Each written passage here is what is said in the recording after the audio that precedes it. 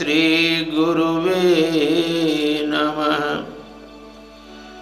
ध्येयं सदा परिभवग्नमभीष्टदोहं तीर्थास्पदं शिवविरञ्चिनुतं शरण्यं भृत्यार्तिहं प्रणतपालभवाब्धिपोतं वन्दे महापुरुष ते चरणारविन्दम्। त्यक्त्वा सुदोस्त्यजसुरेप्सितराज्यलक्ष्मीं धर्मीष्ठार्यवचसा यद्गादरण्यं मायामृगं दयितयेप्सितमन्वधावद् वन्दे महापुरुष ते चरणारविन्दम्। नमोऽस्त्वनन्ताय सहस्रमूर्तये सहस्रपादाख्यशिरोरुबाहवे सहस्रनाम्ने पुरुषाय शाश्वते सहस्रकोटियुगधारिणे नमः।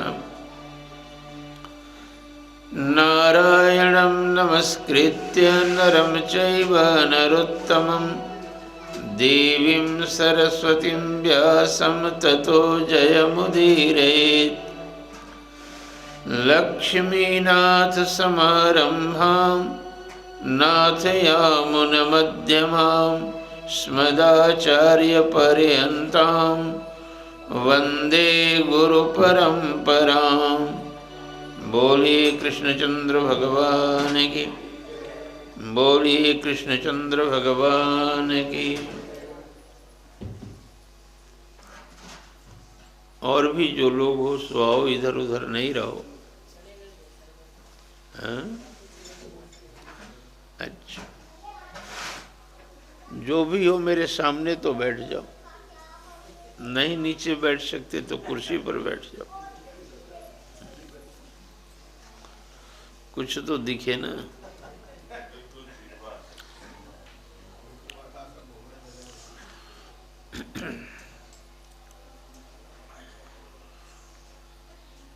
चित्त की एकाग्रता पूर्वक कथा में मन लगाने का प्रयत्न करें। श्रीमद् भागवत महापुराण में वर्षा और शरद ऋतु का वर्णन है। इसी वर्षा और शरद ऋतु का वर्णन जो भागवत महापुराण में है, गोस्वामी जी रामचरितमानस में हूबहू अनुवाद कर दिए। वर्षा ऋतु के आगमन में आकाश घन आच्छादित हो गया, बादल छा गए, जिसने आकाश की नीलिमा को पूर्ण रूपेण ढक लिया। फिर से सुनो, वर्षा ऋतु के आगमन पर आकाश में बादल छा गए, जिसने आकाश की नीलिमा को पूर्ण रूपेण ढक लिया। उसी प्रकार से, जिस प्रकार से अंतःकरण में अवस्थित उस आत्मा आत्मभाव को जागतिक विचार वासनाएं ढक लेती है। वृष्टि हो रही है, पृथ्वी पर बूंदें पड़ रही है, लेकिन पृथ्वी बड़ी खामोशी से, बड़े धैर्य से इन बूंदों की चोटों को बर्दाश्त कर रही है। उसी प्रकार से जो सज्जन व्यक्ति हैं वे दुष्टों की बोली के चोट को बड़े धैर्य से, बड़े हिम्मत से बर्दाश्त करते हैं। जल तो भर गया है, सारे नदी नाले वर्षा ऋतु में भर गए हैं, परंतु पानी गंदा है। मिट्टी आदि गंदगियों से सना हुआ यह जल है। उसी प्रकार से धन तो बहुत हो गया है,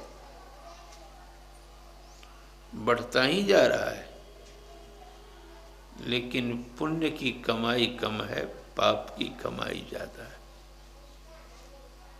निर्मल नहीं है। इन नदियों को देखो, चारों तरफ से जल बटोर बटोर कर समुद्र में गिरा रही। उसी प्रकार से जिस प्रकार से सज्जन व्यक्ति को सुख और संपत्ति की तलाश नहीं करनी पड़ती है, सुख और संपत्ति अपने आप ही चारों तरफ से इस व्यक्ति के पास पहुंच जाता है। इसका अनुवाद रामचरितमानस में है।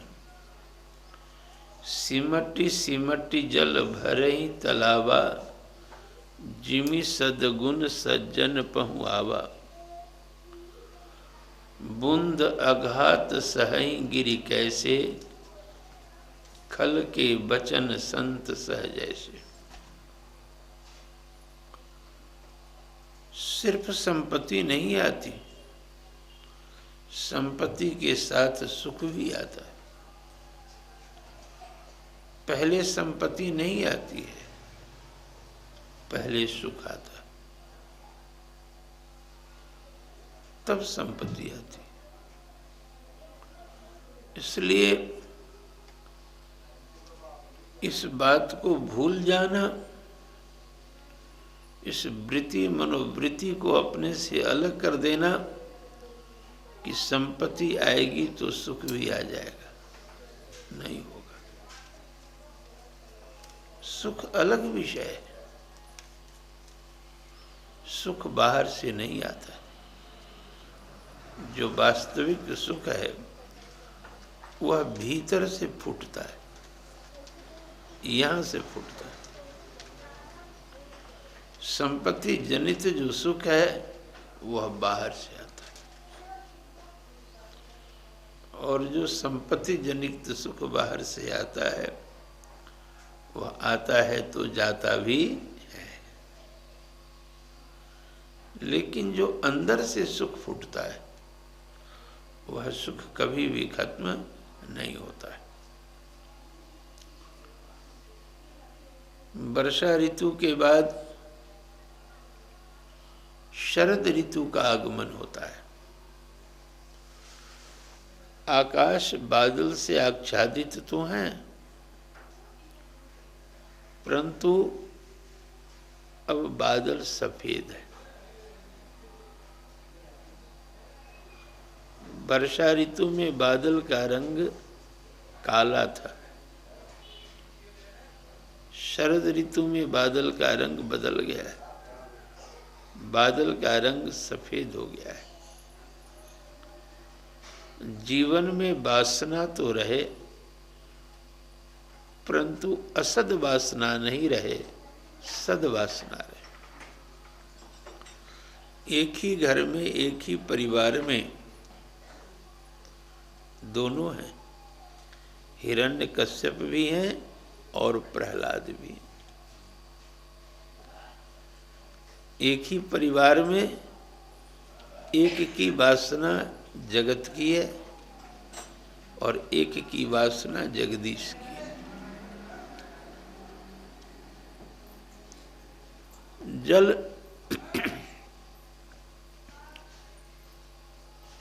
बहुत सुंदर निर्मल हो गया। शरद ऋतु में जो मिट्टी आदि गंदगी आदि जल के थे वो अब खत्म हो गए हैं और जल बड़ा निर्मल हो गया है, बड़ा साफ हो गया है। स्नान करने से तन पवित्र हो जाता है, भजन करने से मन पवित्र हो जाता है और दान करने से धन पवित्र होता है। ये बूढ़े बुजुर्ग हमारा कहा करते थे, क्या कहते थे? स्नान करने से तन पवित्र होता, भजन करने से मन पवित्र होता और दान करने से धन पवित्र हो जाता है। रखो परंतु शुद्ध रखो, रखो परंतु निर्मल रखो। इसलिए सबका संबंध परमात्मा से जोड़ दो, मन का संबंध भी ईश्वर से जोड़ो, तन का संबंध भी ईश्वर से जोड़ो और धन का संबंध भी ईश्वर से जोड़ो। शरद ऋतु का आगमन हो गया है, प्रकृति कितनी शांत हो गई है। पहले हवाएं बहुत तेज चलती थी, लेकिन अब शरद ऋतु में शांत हवा है। ज्यादा बोलो नहीं, ज्यादा शोर मत मचाओ, कम बोलने का प्रयत्न करो, क्योंकि बात ही बात में बात बन जाती है और बात ही बात में बात बिगड़ जाती है। अंग्रेजी में स्लिप ऑफ टंग कहा जाता है, स्लिप ऑफ टंग। कभी कभी नहीं चाहते हुए भी जीभ फिसल जाता है, लेकिन सिर्फ टंग ही स्लिप नहीं करता, कभी कभी सेंटिमेंट भी स्लिप करता है। स्लिप ऑफ टंग, लेकिन कभी कभी स्लिप ऑफ सेंटिमेंट भी होता है। तो बात ही बात में बात बन जाती है और बात ही बात में बात बिगड़ जाती है। कब कौन सी वाणी तुम्हारे मुख से निकल जाए और महाभारत का युद्ध हो जाए। 3 ही शब्द ने तो इतना विनाश कर दिया था। अंधस्य पुत्र अंधा, ये 3 शब्द कितने खतरनाक साबित हुए। अरे किसी वस्तु की कमी बेसी में तुम्हारा परिवार बिखरता है? नहीं। किसी वस्तु की कमी हो गई, कोई वस्तु ज्यादा हो गई, यह कारण परिवार के बिखरने का नहीं होता है। सिर्फ बोली, उसने ऐसा कहा, उसने ऐसा क्यों कहा, तुम अपने आप को क्या समझती हो? लो, इसलिए वर्तमान समय में बात ही बात में बात बनती कम है, बिगड़ती। इसलिए वाणी को जितना रोक सको कम बोलो, और नहीं बोले बिना रहा जाता है तो मेरी तरह ठाकुर जी की कथा करो। बोलते बोलते गला फंस जाए। पति पत्नी भी ज्यादा नहीं बात करना आपस में, और सबों की लड़ाई तो होती होगी, लेकिन आधुनिक में अब डेडिकेशन तो रहा नहीं, समर्पण तो रहा नहीं। अब तो तुमसे हमको क्या मिला और हमने तुमको क्या दिया। अब यहाँ तो बात बनने की कोई संभावना ही नहीं है। इसलिए बुद्धिमान हो तो पत्नी यदि ज्यादा बोलने लग जाए ना तो चुप हो जाना, निकल जाना कहीं, अन्यथा खैर नहीं है। और पति भी बोलता दिखे तो पत्नी का भी काम है चुप हो जाना, बोलना ही नहीं। क्योंकि जिस समय पत्नी लड़ेगी ना उस समय तुम सही भी बोलोगे तो उसको सही थोड़े दिखेगी। उसको तुम सही भी बोलोगे तो भी उसको उलट ही दिखता है। हमारा एक चेला था पंचकुला में है, उसको अपनी पत्नी से नहीं बनती थी। एक दिन मैं दंग रह गया, मुझको बुलाया घर में और कहा स्वामी जी ये हमारी पत्नी यदि मर जाए तो हमारी आयु 10 वर्ष ज़्यादा हो जाए।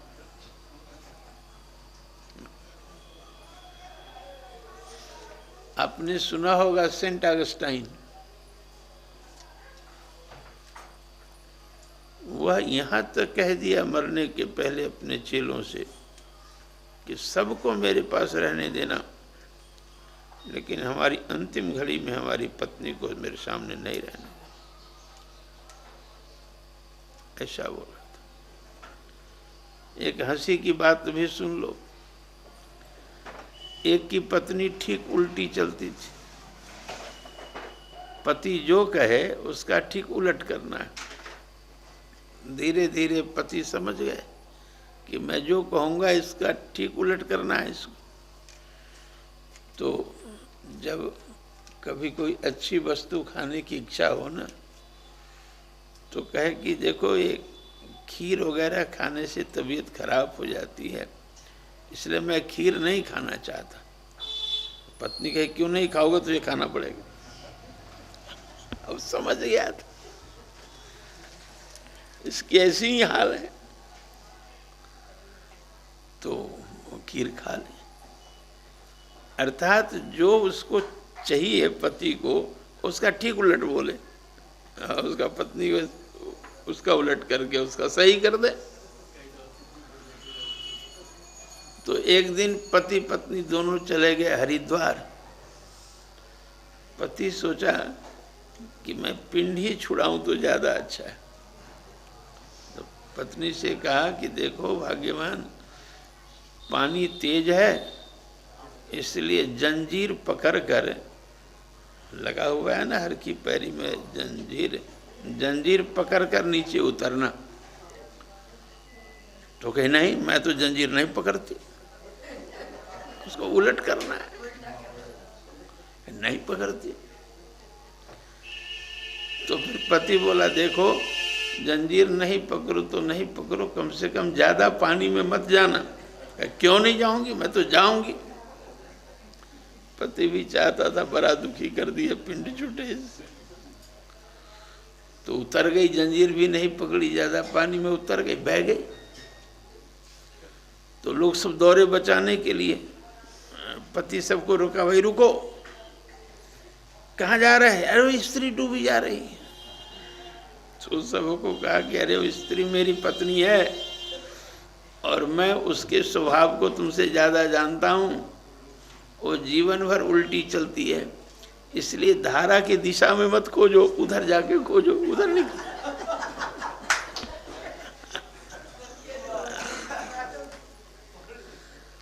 इसलिए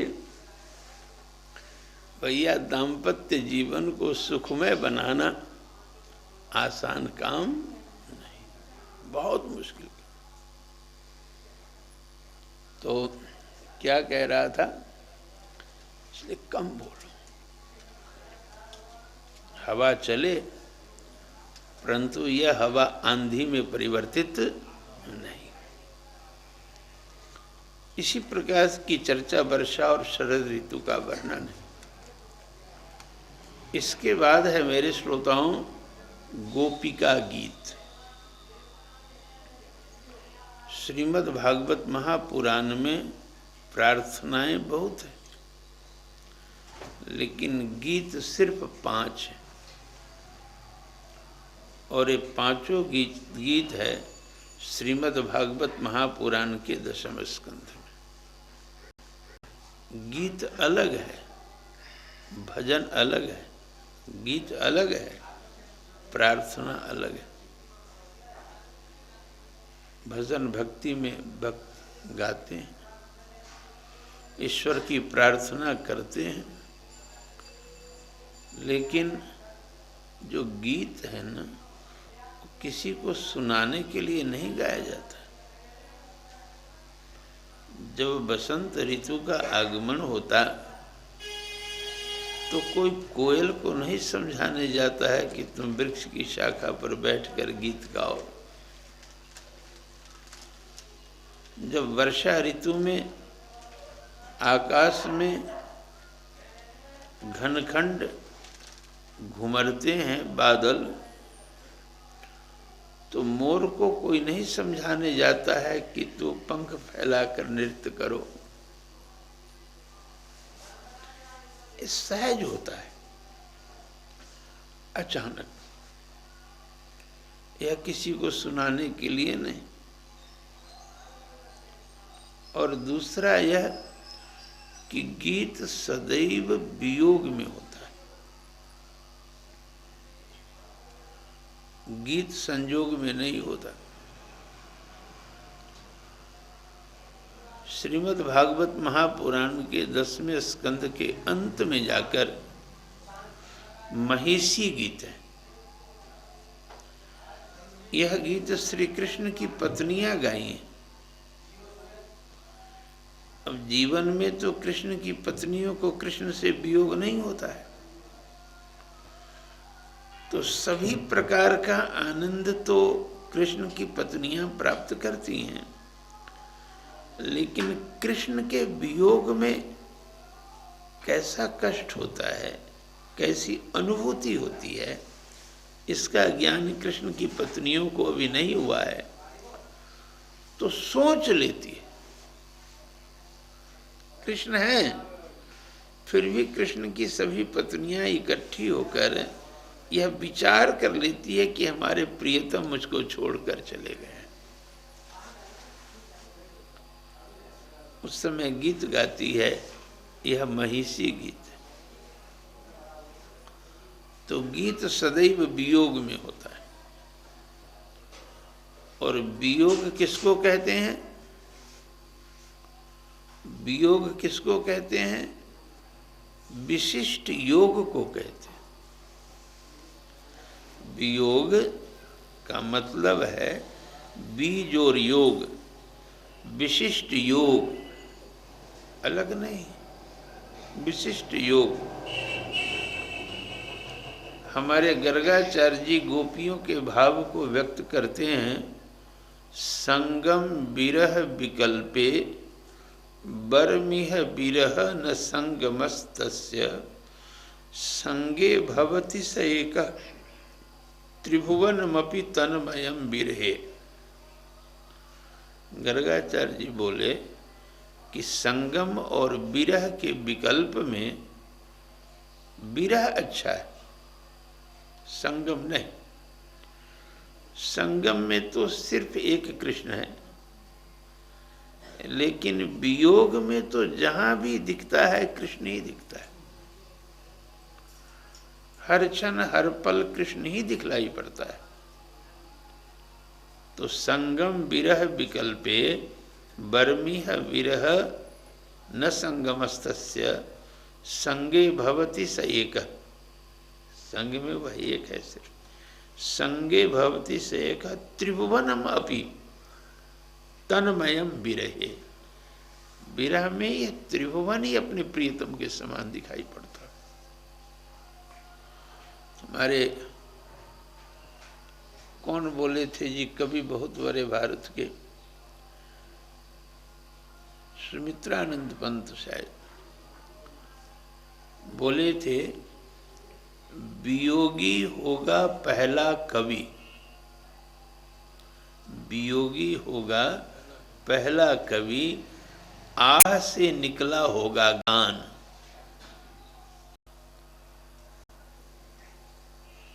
वाल्मीकि जी श्लोक बनाए। क्या बनाए? श्लोक। एक क्रौंच पंछी के जोड़े को आपस में संयुक्त देख रहे थे वाल्मीकि जी। उसी समय में एक व्याधा आया और पक्षी को बाण मार दिया। उस समय पक्षी को तड़पते हुए देखकर जो शोक वाल्मीकि के मन में जगा, वही शोक श्लोक बन गया। वाल्मीकि रामायण में लिखा है कि श्लोकम शोकम श्लोकत्वम आगतः। शोकम श्लोकत्वम आगतः। जो वाल्मीकि का शोक था वही श्लोक बना। मैं भी कभी कभी कविता लिखता रहता हूँ, लेकिन छपावे को अपने आनंद के लिए। तो मैंने लिखा, शब्द बन जाता है कविता, शब्द बन जाता है कविता दर्द मिल जाने के बाद। शब्द बन जाता है कविता दर्द मिल जाने के बाद। तुम मुझे कहती हो अपना, मैं भी तेरा हूं, मगर कौन रह पाता है किसका मौत के आने के बाद। कौन रह पाता है किसका मौत के आने के बाद। जल रहा मेरा जिगर, जलता रहे यह उम्र भर। राख रह जाता है बाकी आग बुझ जाने के बाद।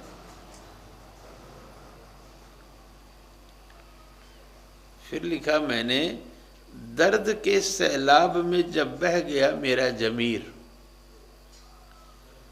दर्द के सैलाब में जब बह गया मेरा जमीर, तुम तसल्ली दे रहे थे सब्र मिट जाने के बाद। तुम तसल्ली दे रहे थे सब्र मिट जाने के बाद। ये आजकल के लड़के लड़की जो प्रेम या प्यार करते रहते हैं ना, जो अब एक कॉमन फैक्टर बन चुका है, इन बच्चों को मैंने समझाया, इन लड़कियों को मैंने समझाया। कहा, आसमां के चांद को कर दूं नजर तेरे सनम। मैंने समझाया कि ये झूठ बोल रहे हैं।